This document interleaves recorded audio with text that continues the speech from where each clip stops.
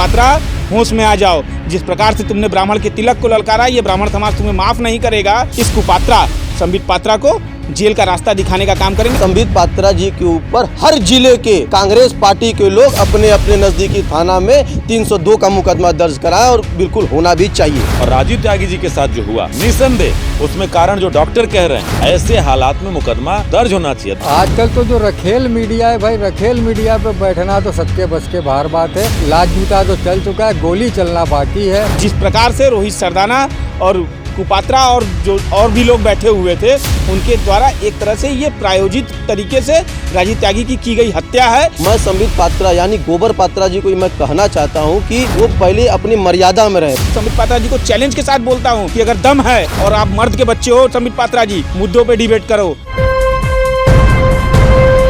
Live TV, सच सबसे आगे। नमस्कार, आप देख रहे हैं the live TV.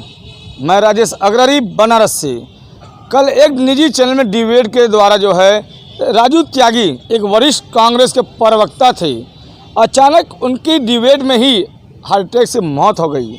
Sambit Patra के ऊपर किस तरह के सोशल मीडिया पर वायरल एक चल रहा है कि उन्हें जेल होनी चाहिए या सज़ा होनी चाहिए, क्या है पूरी मामला जो सोशल मीडिया पे छाई है इस समय कांग्रेस के प्रवक्ता को लेकर के एक डिबेट के दौरान उनकी मौत पर। आइए कुछ वरिष्ठ लोग मेरे साथ हैं, उनसे बात करेंगे। और राजीव त्यागी जी के साथ जो हुआ निसंदेह उसमें कारण जो डॉक्टर कह रहे हैं, उनके परिजन जो कह रहे हैं, ऐसे हालात में मुकदमा अगर उनके परिजन सहमति देते हैं तो दर्ज होना चाहिए। दर्ज इस बात पे भी होना चाहिए कि जिस आदमी के ऊपर उंगली उठा रहे हैं संबित पात्रा के ऊपर, वो कुपात्रा है, पात्र तो है नहीं। उस व्यक्ति को ये ध्यान देना चाहिए, जब उसने कोविड-19 के बारे में अपनी जानकारी दी थी तो मेरे पास आज भी राजीव त्यागी के वो ट्वीट किए हैं। उन्होंने लिखा कि संबित भाई, मैं आपके जल्द स्वस्थ होने की शुभकामना देता हूं और जल्दी आइए मित्र, हम लोग फिर बहस किया जाए। ये मित्रता था। और लिखा उसके नीचे कि हमारे विचारों में मतभेद है, मनभेद नहीं है।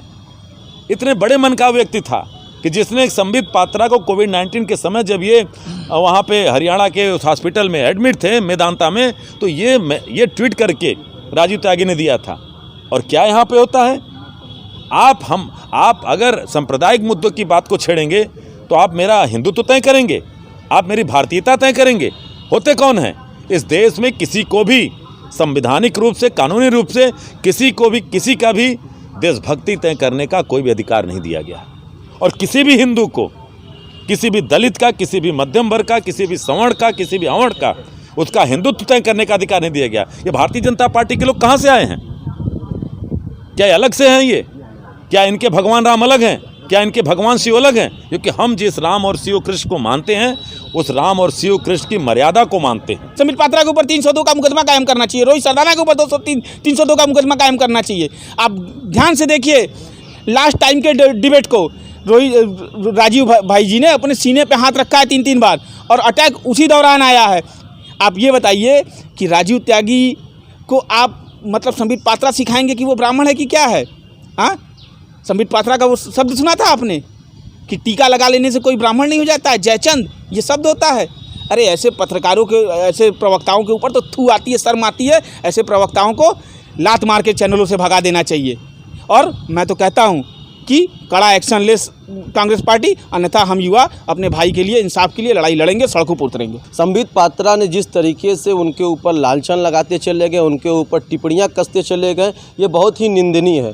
मैं संबित पात्रा यानी गोबर पात्रा जी को मैं कहना चाहता हूं कि वो पहले अपनी मर्यादा में रहे। फर्जी डिग्री लेके भाजपा का तलवार चाटने वाले लोग प्रवक्ता नहीं बन जाते। 4-4, 5-5 तादाद के लोग भीड़ जब एक व्यक्ति के ऊपर आप पड़ोगे, जो सच्चा देश का सिपाही राजू त्यागी जी थे, अब जब उनके ऊपर जब आप लालचन लगाओगे तो किसी भी सम्मानित व्यक्ति को, कोई भाजपा का एजेंट नहीं है, लाखों करोड़ों रुपया लेकर के कोई भी लालचन लगा दो तो चलो यार ठीक है, कोई लाखों करोड़ तो मिला। एक जिसकी इज्जत होती है समाज में, उसको हार्ट अटैक आना तय है, उसको अपनी बेइज्जती का डर रहता है। और राजीव त्यागी जी को अपनी बेइज्जती का डर था कि इस तरीके से ये कैसे हमारे ऊपर लालचन लगा रहा है, कैसे हिंदू मुस्लिम कर रहा है। अगर किसी भी भारतीय जनता पार्टी के प्रवक्ताओं में हिम्मत है तो वो घटती जीडीपी के बारे में क्यों नहीं बोलता? किसी भी भारतीय जनता पार्टी में अगर हिम्मत है तो वो बढ़ते पेट्रोल पे क्यों नहीं बोलता? किसी भी भारतीय जनता पार्टी वाले की अगर हिम्मत है तो बहन बेटी महिलाओं के हुए हत्या और रेप पे क्यों नहीं बोलता? आज जिस तरीके से पूरे समाज में ब्राह्मण वर्ग को मारा जा रहा है, यादव वर्ग को मारा जा रहा है, मौर्य वर्ग को मारा जा रहा है, मुस्लिमों को डराया जा रहा है, धमकाया जा रहा है। आजकल तो जो रखेल मीडिया है भाई, रखेल मीडिया पे बैठना तो सबके बस के बाहर बात है। लात जूता तो चल चुका है, गोली चलना बाकी है। मोदी जी आप बहुत अच्छा कर रहे हैं, रखेल मीडिया को बना के आप समझ रहे हैं कि इसी में सत्ता चली जाएगी। आप अंदर अंदर समाज में क्या हो रहा है आपको पता नहीं है। मोदी जी रखेल मीडिया आपको इसी तरह नरसिम्हा राव को लोग आश्वासन दे रहे थे कि आपकी सत्ता चली जाएगी, नरसिम्हा राव जो नहीं माने, मोदी जी आप उसी राह पे चल रहे हैं। जिस तरीके से साबित पात्रा ने उनको जय चंद शब्द से 6 बार संबोधित किया और जिस तरीके से वह सब घेराबंदी करके उन पे हमला कर रहे थे, निश्चित तौर पर वो एक दबाव में, प्रेशर में आ गए होंगे, जिसके वजह से उनका जो है हृदयाघात से जो है उनको जो है निधन हुआ। और जो उनके परिवार ने आरोप लगाया है, हम सब उसका समर्थन करते हैं, क्योंकि वो जो डॉक्टर ने बताया है, जो इनके परिवार ने बताया है और जिस तरह का माहौल उस चैनल पर चल रहा था और उस चैनल के जो उनके वो होते हैं, क्या कहते हैं, एंकर्स होते हैं, उनकी अगर आप भाषा सुनिए, उनकी अगर बात सुनिए तो ऐसा लगता है कि सत्ता पक्ष के पक्षधर होकर के बात कर रहे हैं। जो सत्ता पक्ष के वहाँ पे नुमाइंदे बैठे होते हैं, उनके पक्ष में लगातार बराबर कुछ ना कुछ ऐसे तत्वों को, झूठ और साँच को तोड़ मरोड़ करके पेश किया जाता है, जिससे कि जो वहाँ पर बैठा हुआ कांग्रेस का जो प्रवक्ता होता है उसको डिमोरलाइज करने का प्रयास किया जाता है, उसके मुंह से अनाप शनाप निकलवाने का प्रयास किया जाता है, जिसको वो पकड़ करके जनता के बीच में अपनी वाहवाही और उस पर आरोप लगाने का काम करते हैं कि इन्होंने ये बोल दिया, उन्होंने वो बोल दिया। लेकिन इन सब के बावजूद भी अगर आप उनके राजीव त्यागी जी के जितने भी डिबेट देखे होंगे, उन्होंने कभी भी अपनी भाषा की मर्यादा को नहीं त्यागा। कि जो चैनल की जो डिबेट्स हैं वो सरकार प्रायोजित हैं, सरकार उनको एक डिबेट का टॉपिक लिख के देती है और मैंने बताया कि वो डिबेट 4-1 और 5-2 के मुकाबले से होती है। जो राष्ट्रीय पार्टियां हैं और क्षेत्रीय पार्टियां हैं, जो गैर भाजपा दल हैं, उनको सोचना पड़ेगा, नहीं तो राजीव त्यागी एक मिसाल हैं। अगली घटना किसी के साथ हो सकती है। आपने देखा कि डिबेट में यही इनका जो क्या नाम है, आरएसएस का जो प्रवक्ता है संगीत रागी, कैसे एक मौलाना को मारा था, हम भूल गए क्या? क्योंकि ये कराया जा रहा है। और वो जो मौलाना हैं, ऐसे लोग भी अपने संप्रदाय को लेकर के, मैं खुले रूप से कहना चाहता हूँ, ये भारतीय जनता पार्टी के एजेंट हैं। ये 5,000-10,000 रुपये पे जाकर के डिबेट में अपने जात को, अपने कौम को, अपने संप्रदाय को बेचने का काम करते हैं। तो ये जो इस तरह से नेक्सस बना करके किया जा रहा है, कहीं कोई चीज़ नहीं है। और अच्छे लोगों को ऐसे डिबेटों में लगातार मानसिक रूप से प्रताड़ित किया जा रहा है, हरेस किया जा रहा है, और ये चीज़ें दलों के लोगों को रोकना पड़ेगा। मैं आपके चैनल के माध्यम से अपनी खुद की पार्टी को ये कहना चाहता हूँ कि कांग्रेस पार्टी नैतिकता की बात को छोड़कर राजीव त्यागी जी के हत्यारे के ऊपर कार्रवाई करने का काम करे। और मैं तो ये कहना चाहता हूँ कि जिस प्रकार से ब्राह्मण के तिलक को ललकारा है कुपात्रा ने, मैं कुपात्रा को ये कहना चाहता हूँ, कुपात्रा होश में आ जाओ। जिस प्रकार से तुमने ब्राह्मण के तिलक को ललकारा, ये ब्राह्मण समाज तुम्हें माफ़ नहीं करेगा। क्यों बार बार हम गोदी मीडिया कहते हैं? क्योंकि लगातार ये बड़े बड़े मीडिया चैनलों के एंकर जिस तरह से पक्षपात करते हैं, तो उसमें मेरे जैसा कोई प्रवक्ता जाए या हम लोगों की पार्टी से या अन्य दलों से जो भी जाए, तो वो तो जाता है मुद्दों पे बात करने। अब आप उसको पर्सनलाइज कर देते हैं। अगर वो हिंदू है तो उसको हिंदुत्व की चुनौती दे देंगे, वो टीका लगाया है तो उसके हिंदुत्व पे चुनौती दे देंगे। वो अगर मुसलमान है तो साहब बहुत बड़ी चिंता की बात हो जाती है कि उसके ऊपर सीधे नेशनलिटी पे अटैक कर दीजिए कि वो देसी का नहीं है। तो ये जो होती है, आप बुलाएंगे नई शिक्षा नीति पे बात करने के लिए, आप लोगों का हिंदुत्व तय करने लगेंगे, आप लोगों की देशभक्ति तय करने लगेंगे। अगर वो मुसलमान निकल गया तो पता चला साहब उस पर आतंकवादी का ठप्पा चस्पा लगाने लगेंगे। तो मेरा कहना ये है कि मीडिया अपनी विश्वसनीयता खोती जा रही है और ये दिन दूर नहीं है। आपने भी देखा था कि जब मज़दूरों को नहीं आने दिया गया था, ये वही चैनल के लोग थे, सूरत में दौड़ा दौड़ा के मज़दूरों ने पीटा था, लखनऊ में मारा था, दिल्ली में मारा था। अब इन्हीं चैनलों के जो मीडिया हाउसेज हैं, जो स्टूडियो हैं, उसको बचा के रखिएगा आप। ये दिन जल्दी ही आने वाला है कि मीडिया पे झगड़ा उकसा करके, हिंदू मुसलमान का करा करके, देशभक्ति देशद्रोही का करा करके जिस तरह से चैनलों पे हो रहा है, और जिस तरह से, क्योंकि जनता हिंदुस्तान की बहुत सब्र रखती है। इसी पूरे कोविड काल में आपने देखा कि जर्मनी में लोग सड़कों पर उतरे, वहाँ पे आपके लंदन में उतरे, अमेरिका में उतरे, लेकिन हिंदुस्तान के लोगों ने पूरी तरह से लॉकडाउन का पालन किया, कोई नहीं उतरा। और जब जनता के साथ मनभड़ी की गई तो आपने देखा प्रतिष्ठित चैनलों के एंकरों को गुजरात से लेकर दिल्ली से लेकर मुंबई तक जनता ने दौड़ा दौड़ा के मारा।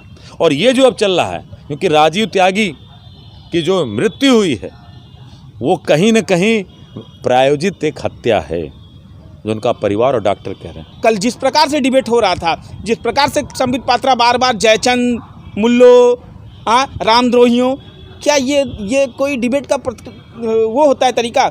डिबेट का तरीका होना चाहिए। डिबेट कीजिए संबित पात्रा जी। मैं आपके चैनल के माध्यम से संबित पात्रा जी को चैलेंज के साथ बोलता हूं कि अगर दम है और आप मर्द के बच्चे हो संबित पात्रा जी, मुद्दों पे डिबेट करो, अर्थव्यवस्था, गिरती अर्थव्यवस्था पे डिबेट करो। हम सब जिस तरीके से उनकी घेराबंदी की गई उसकी भर्त्सना करते हैं, और साथ ही मैं उनके निष्पक्ष जांच की हम मांग करते हैं, और साथ में हम सब उनके परिवार के साथ कंधे से कंधा मिला करके जब तक खड़े रहेंगे जब तक कि उनको न्याय नहीं मिल जाता। राजीव त्यागी जी डिबेट के दौरान 3 बार अपने सीने पर हाथ रखा, 3 बार अपने सीने पर हाथ रखा। और डॉक्टर की रिपोर्ट को अगर आप देखिए तो डॉक्टर ने साफ लफ्ज़ों में कहा है कि डिबेट के दौरान ही उन्हें अटैक आया। तो ये कहीं ना कहीं मैं ये कहना चाहूँगा कि जिस प्रकार से रोहित सरदाना और कुपात्रा और जो और भी लोग बैठे हुए थे उनके द्वारा एक तरह से ये प्रायोजित तरीके से राजीव त्यागी की गई हत्या है, और इन हत्यारों पे FIR लॉन्च होना चाहिए, उस पर कड़ा एक्शन लेना चाहिए। कांग्रेस पार्टी अब अपनी सारी नैतिकताओं को छोड़कर राजीव त्यागी के हत्यारों को सजा दिलाने का काम करे। संबित पात्रा जी के ऊपर हर जिले के कांग्रेस पार्टी के लोग अपने अपने नज़दीकी थाना में 302 का मुकदमा दर्ज कराएं, और बिल्कुल होना भी चाहिए। आज मुझे सबसे बड़ा आघात इसलिए लगा कि अभी चंद दिनों पहले मेरे यहाँ रुद्राभिषेक हुआ था, और रुद्राभिषेक की जब हमने पोस्ट डाली तो राजीव भैया का फ़ोन आया कि यार बस फ़ोटो ही दिखाओगे कि प्रसाद भी खिलाओगे। तो इस तरह से हम युवाओं से बात करते थे, और हम लोग जब एक दौर और भी आया था कि मैं अपने ही संगठन के कुछ लोगों के कारण निराश होकर जब घर बैठ गया था, तो यही राजीव त्यागी जी थे जिन्होंने कि मुझे फ़ोन करके कहा कि ऐसा है, तुम जैसे युवा अगर बैठ जाएंगे तो संगठन में मनमानी शुरू हो जाएगी।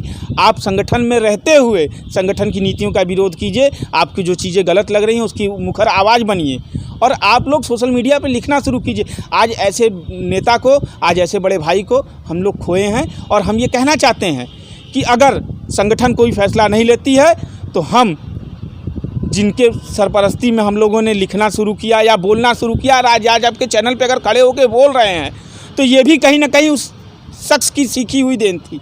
आज उन्होंने जो सिखाया, आज वही सीखी हुई चीज़ें हैं जो कि मैं आपके चैनल के माध्यम से बोल पा रहा हूँ। तो ऐसे लोगों, ऐसे नेता के लिए, ऐसे बड़े भाई के लिए हम युवा खड़े रहेंगे, और हम लड़ाई लड़ेंगे उनकी, और इस कुपात्रा संबित पात्रा को जेल का रास्ता दिखाने का काम करेंगे। जब आप अगर पॉलिटिकल मुद्दे पे बहस कराते हैं तो आप पॉलिटिकल पार्टी के उनके नुमाइंदों को बुलाइए। वहाँ पे RSS की ज़रूरत नहीं है, वहाँ पे विश्व हिंदू परिषद की ज़रूरत नहीं है, वहाँ पे मुस्लिम पर्सनल लॉ बोर्ड की ज़रूरत नहीं है। अगर उस विषय की बात हो तो बिल्कुल बुलाइए, लेकिन आप बात करनी शिक्षा नीति पे आ जाएंगे संघ वाले, वो बताएं कि आज संघ का किसी दलित को उन्होंने अपने यहाँ पे जो है संघ संचालक बनाया, जो कहते हैं कि हम हिंदुओं की बात करते हैं। वो बताएंगे अपने यहाँ कि किसी दलित को लेकर के उनके यहाँ शिक्षा नीति में क्या है। आज 25% जो RTI के तहत आदेश था राइट टू एजुकेशन को लेकर के, इस नई शिक्षा नीति में उसकी बात ही नहीं है, जो शोषित वंचित समाज के लोग हैं। तो मेरा कहना है कि जिस सब्जेक्ट पे आप बात करिए, आप भारत पाकिस्तान के मुद्दे पर बात करते हैं, वहाँ RSS वालों को बुलाने की क्या ज़रूरत है? आप मिलिट्री के, सेना के एक्सपर्ट को बुलाइए, वो अच्छी बात है, और दलों के लोगों को बुलाइए, अच्छी बात है। 2 पाकिस्तान के तथाकथित लोगों को बैठा लोगे, और उसमें क्या हो रहा है कि एक सेना का अधिकारी वहाँ पे माँ बहन की गाली दे रहा है।